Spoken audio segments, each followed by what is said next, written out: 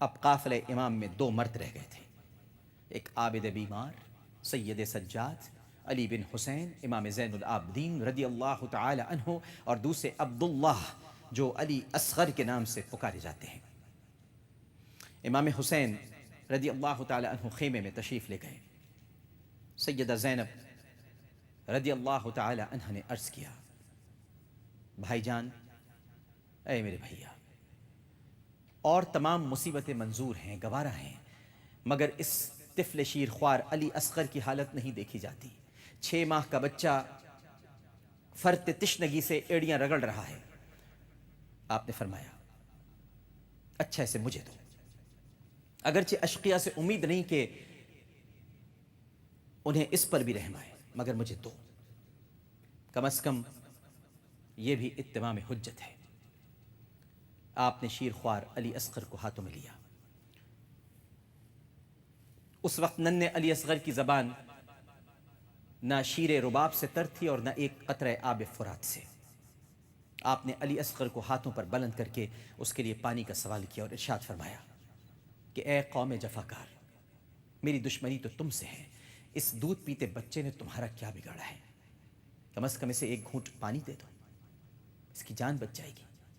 اس کی ماں کا دودھ بوجہ پیاس اور بوجہ بھوک خشک ہو گیا ہے، ورنہ یہ سوال بھی تم سے نہ کیا جاتا۔ اس ایک گھونٹ پانی کے بدلے ہم تم سے یہ وعدہ کرتے ہیں کہ کل قیامت کے دن تمہیں حوض کوثر سے سیراب کرائیں گے۔ ہم تم سے وعدہ کرتے ہیں، تم بس ایک گھونٹ پانی دے دو۔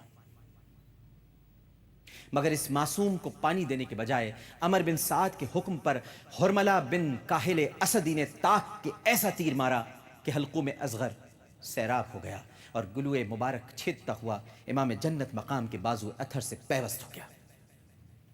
آپ نے ایک نگاہ آسمان کی جانب اٹھائی اور تیر کو نکال کر پھینک دیا۔ خون کا فوارہ معصوم گلے سے ابلنے لگا۔ آپ نہایت صبر سے اس خون کو دام مبارک میں لیتے اور زمین پر ایک قطرہ بھی نہیں گرنے دیتے تھے کہ مبادا ان خبیثوں پر کوئی بلائے الہی نازل ہو جائے۔ علی اصغر کا لہو اگر زمین پر گرا۔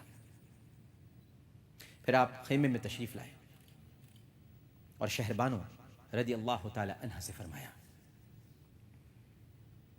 شہربانو، ہمارے علی اصغر اب ایسے سیراب ہوئے ہیں کہ تم سے کبھی پانی نہیں مانگیں گے۔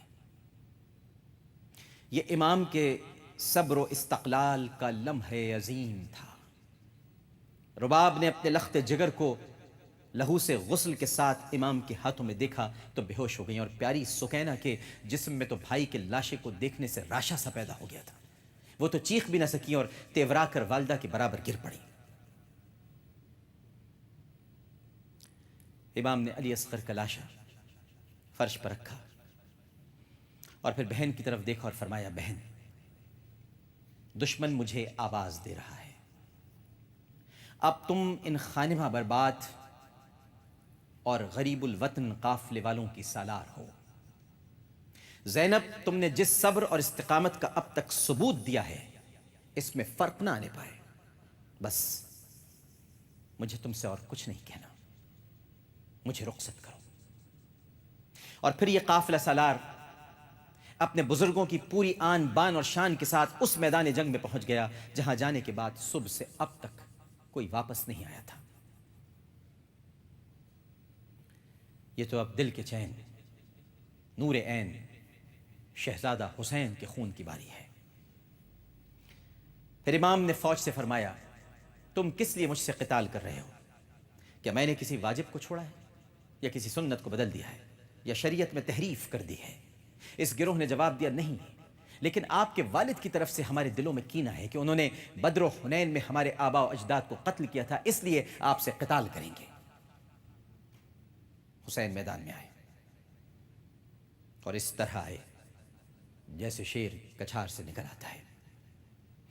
اگر آپ چاہتے ناظرین کرام تو مارکہ بدر کی طرح آپ کی مدد کو بھی آسمانی مخلوق آ سکتی تھی۔ اگر آپ چاہتے تو نہر فرات کی موجیں کنارے توڑ کر خیام حسینی تک پہنچ جاتی۔ اگر آپ چاہتے تو لشکر یزید اندھا اور بہرا ہو سکتا تھا، مگر آپ وقت مقابلہ دشمنوں پر چاروں طرف حملہ آور ہوتے اور فرماتے جاتے، کیا میرے قتل پر جمع ہوئے ہو؟ ہاں ہاں، خدا کی قسم، میرے بعد ایسے کسی کو قتل نہ کرو گے جس کا قتل میرے قتل سے زیادہ خدا کے غضب کا باعث ہو۔ خدا کی قسم مجھے امید ہے کہ اللہ تمہیں ذلیل کرنے میں کمی نہیں کرے گا، اور اللہ تم سے وہ بدلہ لے گا جو تمہارے خواب و خیال میں بھی نہ ہوگا۔ آخرش جب شمر لعین نے کام نکلتا نہ دکھا تو لشکر کو للکارا اور کہا کہ تمہاری مائیں روئیں، تمہاری بہنیں روئیں، کس کا انتظار کر رہے ہو؟ حسین پر تیروں کی بارش کر دو۔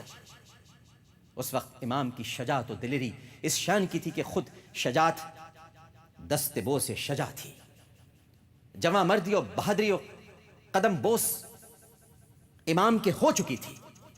ملائکہ امام کو تحسین دے رہے تھے اور کفار پر نفرین کے انداز دکھا رہے تھے۔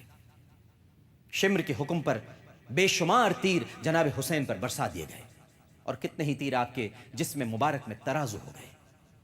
ایک مرتبہ گرمی کی شدت اور جنگ کرنے کی وجہ سے آپ تھک گئے اور سانس لینے کے لیے ٹھہرے تو زہر میں بھجا ہوا 3 بھال کا تیر سینے مبارک پر اور بعض روایات کے مطابق قلب اتھر پر لگا۔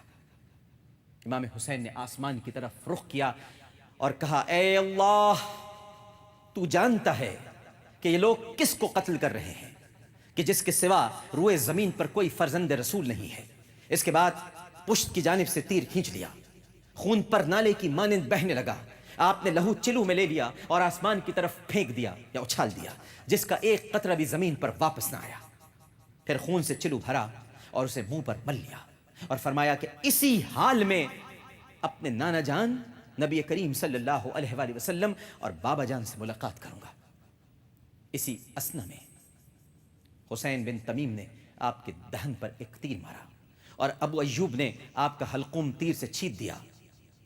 زرع بن شریک تمیمی نے امام کے بازو پر کاری ضرب لگائی اور سنان بن انس نخعی شقی نے آپ کے سینے اقدس پر نیزہ مارا۔ صالح بن وہب نے ایک نیزہ آپ کے پہلو پر مارا، اور پھر شقی ترین آدمی مالک بن نمیر کندی آیا اور تلوار سے حملہ کیا، جس سے خود کٹ گیا اور سر سے خون جاری ہو گیا۔ آپ نے اس شقی سے فرمایا کہ اس ہاتھ سے تو نہ کھا سکے گا اور نہ پی سکے گا، خدا تجھے ظالموں کے ساتھ محشور کرے۔ اس کے بعد اس شخص کی زندگی فقر و فاقے میں بسر ہوئی اور اس کے ہاتھ ایسے ہو گئے جیسے شل آدمی کے ہو جاتے ہیں۔ عمر سعد نے خولی بن یزید سے کہا، اتر اپنے گھوڑے سے، اتر اور حسین کا سر قلم کر دے۔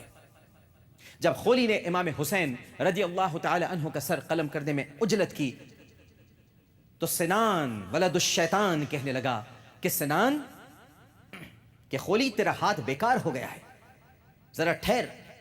اور پھر خود گھوڑے سے اترا اور محمدی جگر پارے 3 دن کے بھوکے پیاسے کو ذبح کیا اور سر مبارک جست نوری سے جدا کیا۔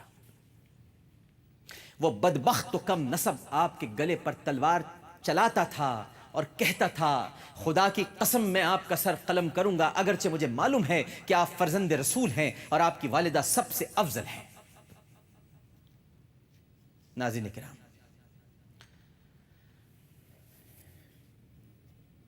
نواسہ رسول، مجسمہ حق و صداقت اور سردار قافلہ کرب و بلا کی شمع حیات گل کیا ہوئی کہ سچائی کی گردن کٹ گئی۔ شہید حق، شہید وفا، شہید انسانیت اور شہید راہ خدا کا سر نیزے پر بلند کر دیا گیا۔ دنیا اندھیر ہو گئی اور سورج نے گھبرا کے اپنا چہرہ چھپا لیا۔ اسی دوران عبداللہ بن حسن جو خیمے میں تھے شور و غل سن کر باہر آ گئے اور میدان میں پہنچے۔ ابھی جناب امام کے سینے پر سر رکھا ہی تھا کہ اسی وقت لشکر یزید سے ایک تیر آیا اور امام حسن کے صاحبزادے عبداللہ بھی اپنے چچا کے سینے پر شہید ہو گئے۔